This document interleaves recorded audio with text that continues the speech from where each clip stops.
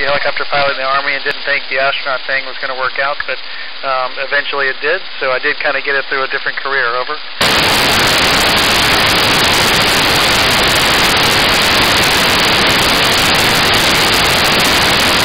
Well, I very much miss my family, but we do get to do a video conference with them once a week, so it's like doing FaceTime once a week with them, and I can talk to them pretty much every day. Over.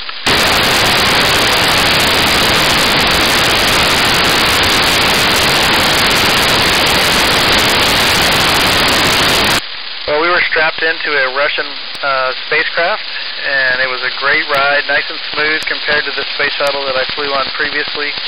They were both amazing, but this one was just a lot smoother. It's a lot smaller vehicle, and it just felt great. We were accelerating super fast. It took about 9 minutes to get from the launch pad to space. Over.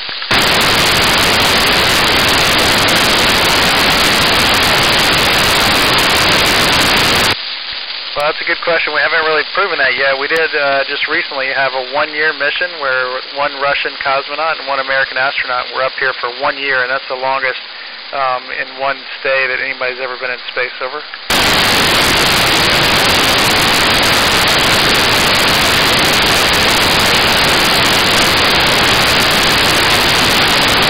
Well, we use satellites just like you do on Earth, actually. Our internet's not very good here, so yours is much better on Earth than it is here on the space station.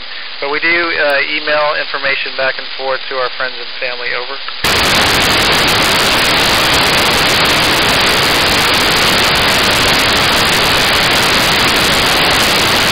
Really good question. We trained for all this, and hopefully we never have anything that happens like that, but we do have all the equipment on board, whether it's medications or equipment to handle major medical emergencies like you mentioned. Over.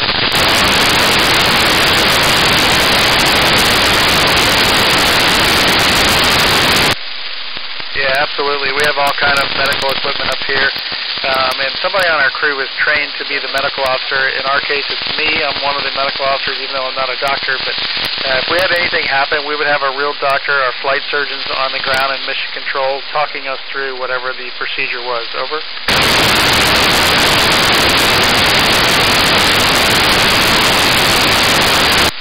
Yeah, another good question. In general, we follow the procedures, and the scientist who created the experiments that we're doing is usually talking to us on the communication channels. But if we see something that we think needs to be changed, or maybe even changed the next time it's done to make it easier, then we can offer that up, and usually they take our suggestions. Over.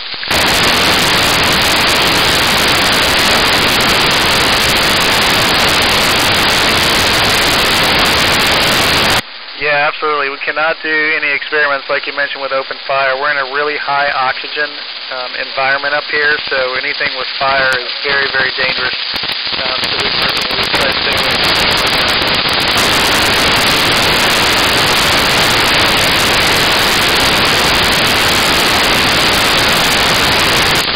Great question. No. Like one day we'll be working on something that maybe we know about. The next day we'll work on something that we have no idea about. So it's really a great job. We get to do all different kinds of experiments, and we also get to work on different things. One day we may be a plumber because some of the plumbing has gone bad. Next day we're working on electrical things that may have broken, and that applies to all the maintenance tasks as well as experiments that we do. Over.